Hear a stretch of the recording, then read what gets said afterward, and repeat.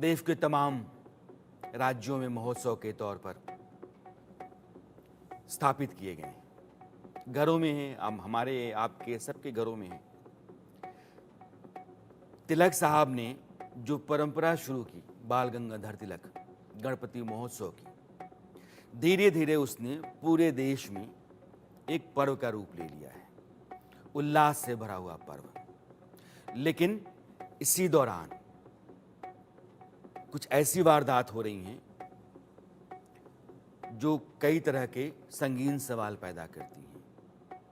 पंडालों के ऊपर हमले या गणेश यात्राओं के ऊपर हमले। कर्नाटक के मांड्या में एक जगह है नागमंगला, और वहां बुधवार की रात में गणपति विसर्जन जुलूस पर पथराव हुआ। यह पथराव जब हुआ तब वक्त रात के 8 बजे का था। मैसूर रोड पर एक दरगाह है। उस दरगाह के सामने जब यात्रा पहुंची तो कहा यह जा रहा, कुछ लोगों ने वहां से पत्थर फेंके। इसके बाद जो यात्रा में लोग थे उन्होंने विरोध प्रदर्शन करना शुरू किया। इलाके की कुछ दुकानों और वहां जो गाड़ियां खड़ी पड़ी थी उनमें आग लगा दी गई। माहौल जब बिगड़ा और वो खूनी होने लगा तो उसको तितर बितर करने के लिए पुलिस ने लाठीचार्ज किया। जो चश्मदीद हैं वो कहते हैं कि जुलूस पर पत्थरों के अलावा तलवार, रॉड और जो जूस की बॉटल्स होती हैं उनके जरिए भी हमला किया गया, और इस हमले में 15 पुलिसकर्मी भी घायल हुए। हालात को काबू करने के लिए पुलिस ने उस पूरे इलाके में 163, जिसको पहले हम 144 कहते थे, तो धारा 163 लगा दी है। ये मामला मांड्या का है जो कर्नाटक का है। अब दूसरी घटना जो है वो गुजरात की है।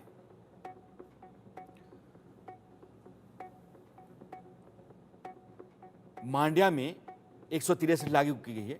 मैं मांड्या के हालात को बताता हूं, और अभी वो पूरा इलाका हाई अलर्ट पर है। मीडिया रिपोर्ट्स कहती हैं कि घटना उस समय हुई जब बद्रिक कोपलू गांव के कुछ नौजवान गणेश प्रतिमा के विसर्जन के लिए जुलूस निकाल रहे थे, और बाकी मैंने बातें आपको बताई हैं। अब आगे बढ़ते हैं। गुजरात में भी कमोवेश ऐसा ही हुआ, और लखनऊ में भी ऐसा ही हुआ। तो पिछले 2 दिनों के भीतर लखनऊ, गुजरात और कर्नाटक, इन 3 जगहों पर 3 वारदात हुई हैं। और इन तीनों के बाद यह सवाल कि आखिर इस तरह की यात्राओं पर, इस तरह के पंडालों पर, या जो धार्मिक रिवाज से एक व्यवस्था चल रही है, उसमें ऐसी आग बोने की कोशिश कौन कर रहा है। गुजरात के जो गृह मंत्री हैं हर्ष सांघवी, उस घटना के बाद चूंकि पुलिस ने वहां जाकर के एक्शन लिया, गिरफ्तारियां भी कुछ हुई, तो क्या कह रहे हैं आप ये सुनिए। सैयदपुरा क्षेत्र में कुछ असामाजिक लोगों द्वारा गणपति जी के पंडाल में पत्थर फेंके गए। सूरत पुलिस द्वारा तात्कालिक अलग अलग टीमें बनवा के ये सभी आरोपियों को पकड़े गए। साथ ही में सूरत पुलिस द्वारा पूरी रात ये क्षेत्र में अलग अलग बिल्डिंगों में कॉम्बिंग किया गया। कई लोग पत्थर मार के अपने घर में ताला लगवा के, कोई पर्दे के पीछे तो कोई ऊपर कबाट के पीछे, कोई अलग अलग जगह पे छुपने की कोशिश की गई। सूरत पुलिस ने ये सभी असामाजिक लोगों को पकड़ने के लिए देर रात ताले भी तोड़े और सख्ताई से काम लेके सभी असामाजिक लोगों को पकड़ा गया है। सूरत पुलिस ने खास तौर पे पुलिस कमिश्नर ने उनकी पूरी टीम को यह सूचना दी थी कि पत्थर फेंकने वाले एक भी व्यक्ति बचने नहीं चाहिए और एक भी बेगुनाह व्यक्ति भूल से भी उनको पकड़ा ना जाए। ये चीज का ध्यान पूरी टीम ने रखा और आने वाले दिनों में इन्वेस्टिगेशन दरमियान भी रखा जाएगा। खास तौर पे सूरत पुलिस और गुजरात पुलिस का ये स्लोगन रहा है और यही उनका पहले से काम करने का तरीका रहा है कि जो भी कायदे में रहेगा वो ही फायदे में रहेगा। दरअसल सूरत में जो सैयदपुरा इलाका है, उसी इलाके में पथराव की घटना हुई और माहौल उसके बाद बिगड़ गया। कहा यह जाए कुछ असामाजिक तत्वों ने गणपति पंडाल पर हमला किया और फिर तनाव बढ़ा। उस हमले के चलते जो लोग आपस से बाहर हुए, उन लोगों ने वहाँ की जो पुलिस चौकी थी उसका घेराव कर दिया कि जो आरोपी हैं, जिन लोगों ने यह काम किया है, कम से कम आप उनके खिलाफ एक्शन लीजिए। और उसी का जिक्र जो है वो हर्ष सांघवी कर रहे थे, जो गुजरात के गृह मंत्री हैं। अब इस पर चर्चा के लिए मेरे साथ 3 मेहमान हैं। सुमित पीर हैं, जाने माने पॉलिटिकल एनालिस्ट हैं। अतिकुर रहमान साहब हैं, आप मुस्लिम स्कॉलर हैं। और आचार्य शैलेश तिवारी हैं, आप धर्माचार्य हैं। सुमित, ये 2 नज़रियों से देखा जाता है। एक हिस्सा ये कहता है कि जब कभी भी इस तरह के हालात पैदा होते हैं, धार्मिक जुलूस पर, धार्मिक यात्राओं पर या पंडालों के ऊपर जो हमले होते हैं, वो हमले साजिशन किए जाते हैं जी। और एक पक्ष ये कहता है कि ऐसा नहीं है, बल्कि माहौल बिगाड़ने के लिए करवाए जाते हैं ताकि अपने पक्ष में माहौल तैयार किया जाए। ये स्थितियां आप कैसे देखते हैं? सबसे पहले तो राणा जी शो पे बुलाने के लिए बहुत बहुत साधुवाद और सभी दर्शकों और आपको नमस्कार। देखिए, ये जो हमले हुए हैं ये सुनियोजित कार्यक्रम के अनुसार हुए हैं, क्योंकि ये आपको कर्नाटका में मिले, आपको लखनऊ में मिले, आपको हिमाचल में कल एक जुलूस निकला और अभी हम गुजरात की बात कर रहे हैं। ये एक प्रकरण है जहां हिंदुओं की आस्था और हिंदुओं के जो आस्था के केंद्र हैं उन पे हमला करने का षड्यंत्र है, ताकि आपको ये बताया जाए कि आप इस देश में भाई रामनवमी नहीं बनाएंगे तब दिक्कत होती है, गणेश चतुर्थी होती है तब दिक्कत होती है, कोई भी हम गुड़ी पड़वा मनाए तब दिक्कत होती है, हम जलीकट्टू करें तब दिक्कत होती है। जब भी कोई हिंदुओं का पर्व होता कोई ना कोई दिक्कत होती है, नहीं तो कुछ भी नहीं रागना जी। तो जब दिवाली मनाएंगे तो कोई बुद्धिजीवी आएगा, बोलेगा इससे पोल्यूशन होता है, दिवाली के पटाखे छोड़ना बंद कर दो। अभी जो भगवान गणेश के पंडालों पर अटैक हुआ है और उसके बाद ये जो दंगा भड़के हैं, ये जो लोगों की गिरफ्तारियां हुई है, जो लोग छुप के बैठे थे घरों में, बाहर ताला लगा के बैठे थे, ये मानते हैं कि ये इन्होंने साजिश रची थी। क्योंकि देखिए, सैयदपुरा नाम से आप समझ सकते हैं कि किसका डोमिनेंस है। अगर आप ओवरऑल देखें, सूरत की बात करें तो मुसलमान आबादी करीब 11.5% है, जबकि गुजरात में केवल 10% है। तो मतलब 10-11% में क्या हिंदू भाई हम अपना गणेश चतुर्थी नहीं मना सकते? गणेश जी को मनाने की आज़ादी नहीं है? आज बांग्लादेश में देखिए, ये मोहम्मद यूनुस तो कह रहे हैं कि भाई वहाँ के हिंदू गणेश चतुर्थी नहीं मना सकते, जब नमाज होगी तो आपको म्यूजिक बंद करना पड़ेगा, अजान से पहले छुट्टी, अजान के बाद छुट्टी। चलिए, वो बांग्लादेश है, समझ आता है, बट हमारे यहाँ बांग्लादेश जैसी परिस्थितियां बनाने को हो रही है। और अगर हमें अपने त्योहारों को मनाने के लिए पुलिस की आवश्यकता पड़ने लगी, पुलिस का प्रोटेक्शन चाहिए, तो ये कोई अच्छी बात नहीं है। क्योंकि एक मैसेज दिया जा रहा है, अगर कोई मुस्लिम बहुल्य क्षेत्र है भाई, वहां हम आपको चीजें नहीं करने देंगे। अब कर्नाटका में देखिए राणा जी, कर्नाटका में जब मस्जिद के बाहर से जुलूस चला है तो आरोप ये लगा कि जो जुलूस है उसकी जाने की स्पीड कम थी, इसलिए हमने पत्थरबाजी कर दी, इसलिए भाई तलवारें वलवारें लेके निकल गए। ये तो गलत बात है ना। अब क्या ये कोई गाड़ी है कि मैं 20 किलोमीटर या 30 किलोमीटर के हिसाब से एक्सेलरेटर दबाऊंगा? मतलब अगर मस्जिद के यात्रा निकलती है तो उस पर हमला होता है। दूसरी स्थिति ये है कि जब कोई ऐसी यात्रा होती है, किसी मस्जिद से होकर गुजरती है, तो फिर उस पर हमला होता है। और यह एक विस्फोटक स्थिति लगातार बनती चली जा रही देश में। राणा जी, अभी अभी हमने सुना होम मिनिस्टर गुजरात के आपको बता रहे थे कि डायरेक्शन दिए गए हैं कि एक भी पत्थरबाज को बख्शा नहीं जाएगा और बहुत सख्ती से कार्रवाई की जाएगी। मैं कहता हूं, आप जितनी भी सख्ती करेंगे इनके साथ में, और अवश्य इनके साथ ये सख्ती होना चाहिए, क्योंकि एक क्लियर मैसेज जाना चाहिए कि कोई भी इस तरह की जो घटना कर रहा है उसको बख्शा नहीं जाना चाहिए, क्योंकि ये एक असामाजिक कार्य है। ये आज इनको आप सजाएं दे देंगे, इनको आप जेल में ठूस देंगे, इनको जो भी आपको करना है, अगले साल फिर हम यहाँ पर बैठे होंगे और फिर यही चर्चा करते रहेंगे। आखिर ये पत्थरबाज कौन है? इन पत्थरबाजों को बनाया किसने है? और क्या ये पत्थरबाज सिर्फ हाथ से पत्थर फेंक रहे? इससे पहले आपने देखा राणा जी, पिछले 6 महीनों में हमारे लीडर्स ने, हमारे मुसलमान लीडरों ने, हमारे हिंदू लीडर्स ने किस तरह से हेट स्पीच दिए। क्या वो जबान का पत्थर उन्होंने इस्तेमाल नहीं किया था? उस जबान का पत्थर आज तब्दील हो जाता है हमारे इस फेस्टिवल के दौरान, जब मासूम लोग, कॉमन पब्लिक अपने खून पसीने की कमाई लगाकर एक उल्लास बना रहे हैं, गणेश जी का फेस्टिवल सेलिब्रेट कर रहे हैं।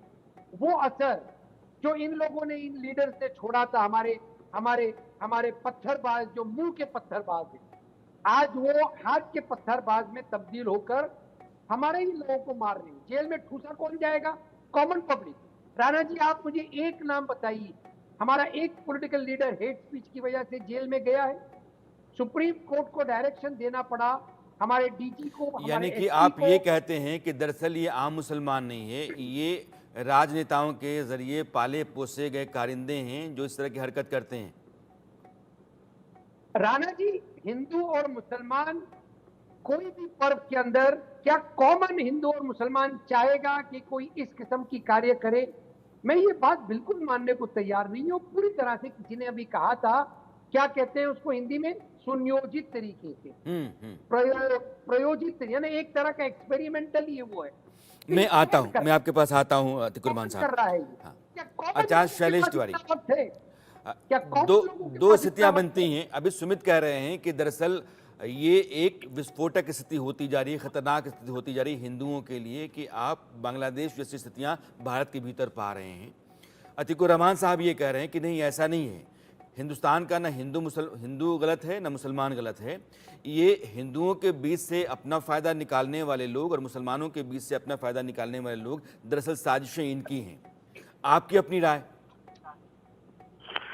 देखिए राणा जी, आप देखिए, जब से प्रधानमंत्री नरेंद्र मोदी जी ने 8 जून को उन्होंने शपथ लिया है, शपथ लेने के बाद जिस तरह विपक्षी पार्टियों के नेता, चाहे वो राहुल गांधी हो, सलमान खुर्शीद हो, चाहे तेजस्वी यादव हो, चाहे आप अखिलेश यादव हो, जितने भी विपक्षी पार्टियां हैं जो सरकार नहीं बना पाए, जो उतना वोट नहीं पा पाए, वह निश्चित तौर पर देश को अस्थिर करने के लिए समय समय पर जिस तरह के जहर उगल रहे हैं, इससे कहीं ना कहीं देश में अस्थिरता की स्थिति उत्पन्न हो रही है। इसके साथ ही साथ भारत में मुस्लिम समुदाय के लोग, चाहे वह नासिक की बात करें, चाहे वह अहमदनगर की बात करें, चाहे बेंगलोर की बात करें, मांड्या की बात करें, आप मध्य प्रदेश की बात करें, लखनऊ की बात करें, पूरे देश में एक सोची समझी साजिश के तहत पत्थरबाजी हो रही है और साथ ही साथ ट्रेन को गिराने के लिए, ट्रेन को एक्सीडेंट कराने के लिए नए नए जुगत अपनाए जा रहे हैं। पता नहीं उन्हें सद्बुद्धि कब आएगा। इस देश के जो शांति के दूत कहे जाते हैं, जो कहते हैं कि हम लोग सबसे ज्यादा डरे हुए हैं, वही कम्युनिटी के लोग इस तरह की हरकत कर रहे हैं। आप देखिए, नित्य प्रतिदिन, चाहे हमारा गणेश पूजन हो, चाहे दुर्गा पूजन हो, चाहे रामनवमी हो, समय समय पर, चाहे वह पश्चिम बंगाल हो, चाहे वह आ रहे, ठीक है। सुमित, एक सवाल है, चूंकि अतीक भाई से भी मैं पूछना चाहता हूं। इन सब जगह राणा जी, इन सब जगहों पर सोची समझी साजिश के साथ, ठीक, मैं आपकी बात समझ, मैं आप कह रहे हैं कि दरअसल जो विपक्ष है, विपक्ष के नेताओं के बीच से जो जहर बुझे बयान आए, उन बयानों ने माहौल को ख़राब किया है और लोगों को भड़काया है, हालात को बिगाड़ा है, क्योंकि एक समुदाय विशेष की पक्षकारी वो लोग कर रहे हैं। मैं आपकी बात को रख रहा हूँ। सुमित, इस देश में टकराव हो जाए तो मुसलमान कहता है कि मुसलमान ने माहौल ख़राब किया जी। ट्रेन हादसे हो जाते हैं, मुसलमानों ने ट्रेन हादसों के पीछे साजिशें रची। मज़ारें हैं, मदरसे हैं, वो अनरजिस्टर्ड आ जाते हैं। मुसलमान जो हैं इस देश में नाजायज़ तरीके से मदरसे और मज़ारें बढ़ाते चले जा रहे हैं। वक्फ बोर्ड जो है वो बेलगाम होकर के अपनी एक अलग सियासत चला रहा है, वो देश का तीसरा सबसे बड़ा जमींदार हुआ बैठा है। तो मुसलमान ही टारगेट पे है, वो वाकई वैसा है या फिर टारगेट पे वो लाया जा रहा है? देखिए राणा जी, सबसे इंपॉर्टेंट होता तथ्य और तर्क। अगर हम तथ्य और तर्क की बात करें, अभी वो जो ये जो हम ट्रेन को डिरेलमेंट की बात करें, तो शहजाद नाम का व्यक्ति पाया गया। ये जो पीछे एमपी में कांड हुआ था, तो इसका नाम था शेख शहजाद, जो व्यक्ति था जिसके हाजी शहजाद, जिसने पुलिस स्टेशन पे हमला कराया। अगर आप पकड़े जाने वालों की फेहरिस्त देखेंगे, उसके नाम देखेंगे, तो उसमें सच्चाई दिखेगी। हुर्रियत वाले कौन थे, ये गनी लोन या जितने भी लोग थे, ये कौन थे। अगर जब पकड़ने वालों की आप फेहरिस्त देखेंगे, वहीं ये चीजें सामने आती है, तो फिर मतलब फिर तो सत्य है ना, फिर तो तथ्य और तर्क बता रहे हैं। जहां तक हमारे भाई साहब कह रहे थे कि भाई नेता भड़काऊ बयान देता है, मैं एक चीज बताता हूँ, अगर नेताओं ने भड़काऊ बयान दिया, 14% मुसलमान ही 85% हिंदू पे हमला क्यों करता है? ये 85% हिंदू जो बहुमूल्य, जो डोमिनेशन में, वो 14% मुसलमान पे हमला क्यों नहीं करता? अभी मुहर्रम के ताजिए निकले, किसी हिंदू ने हमला किया? ईद की नमाज हुई, किसी हिंदू ने हमला किया?